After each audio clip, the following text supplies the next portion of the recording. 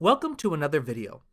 In this video, we are going to finally start tackling film scoring, and we'll start by discussing tempo. Not only what it is, but how it can be used to help manipulate the story that your music is telling. A quick announcement. For the next 72 hours after this video releases, there will be a special deal on my website for Black Friday. You can use the code FUTUREFILMCOMPOSER to get 20% off of any books or lessons on my website. I also want to take a quick moment to thank my amazing patrons who help support this channel. I can't express how grateful I am for each and every one of you. It's your support and ideas that help keep this channel going. If you're interested in supporting this channel, please consider signing up on Patreon or making a one-time donation with the links in the description of this video. All proceeds go towards helping me afford my tuition payments for school. So, with that, let's get started. Alright, so tempo is somewhat lamely defined in the dictionary as the speed at which a passage of music is or should be played at. Now, I suppose this definition is technically true, but it just misses out on so much more. Tempo is the most basic level at which the energy of a piece of music can be manipulated. It's the measure of how the music moves through time, and at its very core, tempo is the key to understanding how music grows and develops within a story. As human beings, we are born with an intrinsic and fundamental understanding of how tempo and energy are related to each other. For example, think of your heart rate and your breathing pattern. What happens to them when you're sitting down and relaxing?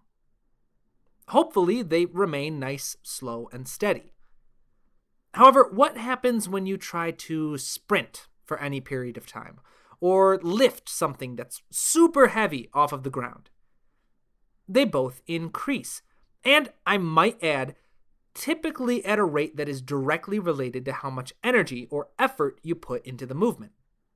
The same thing happens with our emotions. Anytime we get angry, excited, or disappointed, our heart rates and breathing patterns will always react in at least some kind of fashion. And understanding this relationship between energy and tempo is at the very core of understanding how tempo and story are also intrinsically and irrevocably connected. As a story unfolds, it will inevitably contain its own natural tempo at which things develop and take place. As a composer, it is then up to you to understand how the tempo of your music should be selected, or even develop to either mimic or defy the tempo set by the story. When considering tempo as a parameter of your musical story, it's important to understand what impacts it. A common misunderstanding is to believe that beats per minute is the same thing as the tempo. But make no mistake, it is not. Tempo contains two foundations, beat and pulse. Now, beat can be considered the mathematical expression of tempo, while pulse is more closely identified as the feel or the interpretation of the tempo. Many times they are one and the same, but not always. Simple meters like 4/4 time and 2/4 time exist with both the pulse and the beat in agreement, while compound meters like 12/8 and 6/8 exist in disagreement. In the compound meters, the pulse is typically counted in threes. Every 3 beats equals 1 pulse. Most musicians don't count 12/8 time as 1, 2, 3, 4, 5, 6, 7, 8, 9, 10, 11, 12. But instead, they'll count it as 1 anda, 2 anda, 3 anda, 4 anda. And I mean, yes, 12/8 time does contain 12 beats per measure, but it only has 4 pulses. Now, this difference between pulse and beats becomes incredibly important when trying to tell a music with your story, because it opens the door to entirely new levels of nuance and ingenuity. If a pulse can be considered as the manner in which the beat is interpreted, then that means the door can be opened to many different types of interpretations at the same time. Now, these different interpretations don't all need to be as nuanced as the example of simple versus compound meters. A much simpler example would be simply emphasizing different types of beat subdivisions within a single piece. For example, let's check out something in Cubase real quick. Alright, so here we have a short little melody that I wrote and that we're going to use to demonstrate how different pulses or interpretations of the BPM can be used to impact the energy of your music. So just a few things before we listen to it. The tempo for beats per minute is 100 beats per minute, and we are in 4/4 time. 4/4 time means that one beat is equal to one quarter note, and that there are 4 beats per measure or per bar. 100 beats per minute, this is just kind of my default tempo that I like to fall on. Lots of composers have default tempos. Hans Zimmer has said that his is 80 beats per minute. It's just one where you find is a good starting point. If you need to increase the tempo, you can increase it for more energy. You can decrease it for less energy. There's certain tricks you can find out to see exactly what kind of tempo you should work with for a particular scene, but I'll save that for another moment. But yeah, so let's look at the melody real quick. We've got it.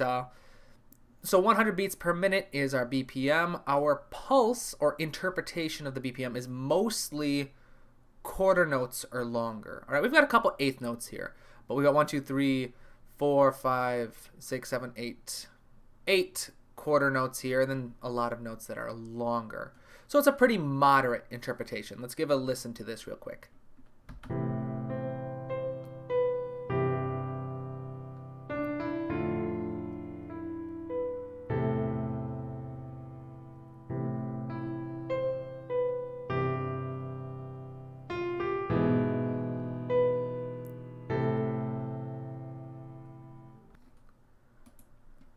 All right, so here we have our first little arrangement of the piece. We have the melody in cello, solo cello, and a high pedal point on the first scale degree in the violins.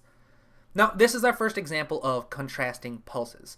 We have our initial idea, and then the pulse that contrasts it is the supporting material. In this case, the supporting material has a much slower pulse than the foreground or the melody. Here, instead of using quarter notes and like whole notes at the longest, we just have one super long suspended note. And when you hear this kind of contrast where the background material is moving at a much slower rate than the foreground, then the foreground is going to be what's responsible for most of the energy. And here, since it's relatively low, we're just keeping relatively decent length subdivisions, mostly 1 beat notes or longer. It's going to have a slightly moderate to low energy sound to it. Let's give a listen.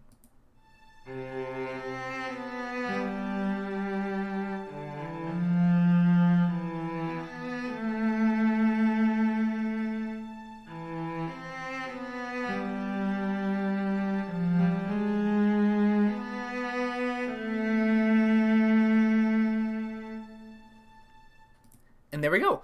Like I said, if the background has a much slower pulse than the foreground, you're going to have a lower energy all around.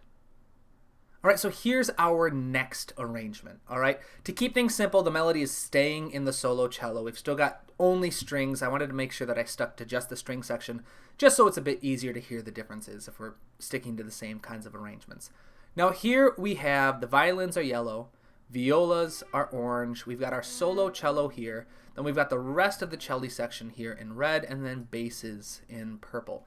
Now here you'll notice that the pulse is still slower than the foreground. All the supporting material is still moving overall slower.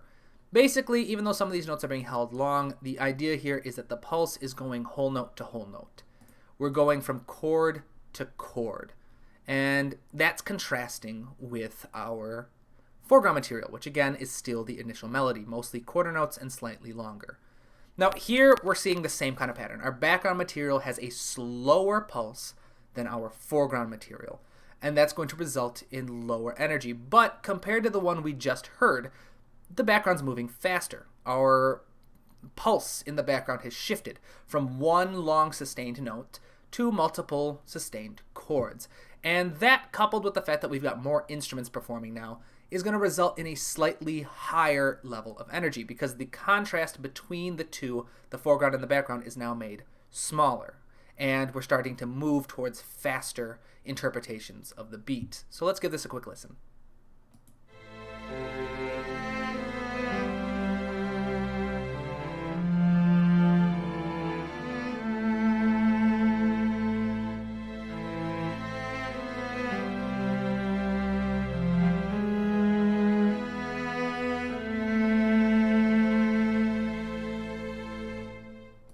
All right, so here is our final example of contrasting pulses.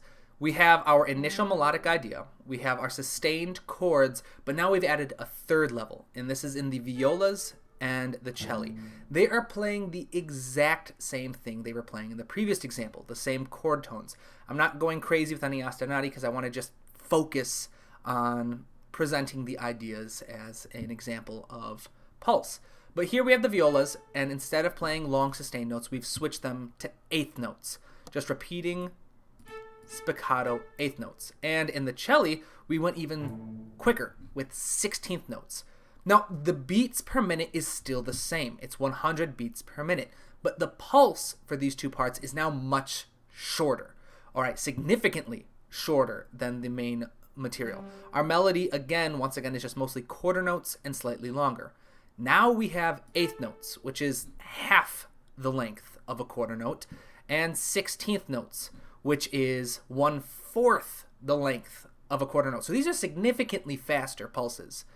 And what's going to happen is now we're going to have these contrasting ideas that the background material in the violas and the cello is now moving much quicker than the pulse in our foreground. And this is going to result in an even higher level of energy in the music.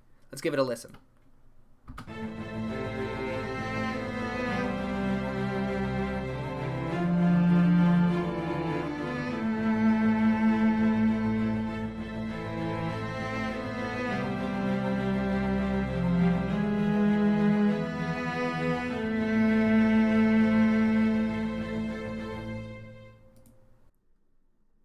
So I hope this information is helpful for understanding how tempo is used to help capture energy in your music. A few takeaways that I'd like to summarize are: 1. Tempo is your most basic and fundamental tool for manipulating energy in your music. 2. Tempo consists of two primary building blocks: beats per minute and pulse. 3. When the pulse of your background material is slower than the pulse in your foreground, it results in a feeling of all-around lower energy. 4. When the pulse of your background material is faster than the pulse in your foreground, it results in a feeling of all-around higher energy. And 5. The larger the difference you have between the different pulses in your music, the more tension it will create. So with that, we have reached the end of another video. I hope it was helpful. If you're interested in learning more about tempo as a tool for writing emotional music, check out my book, The Musical Storyteller.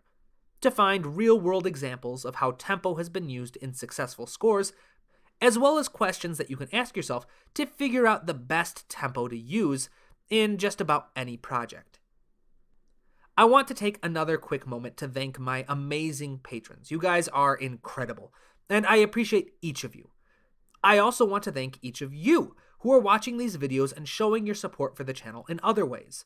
Your kind comments, messages, and emails help keep me inspired and excited to keep making new content. So until next time, keep studying, keep working hard, and keep writing new music.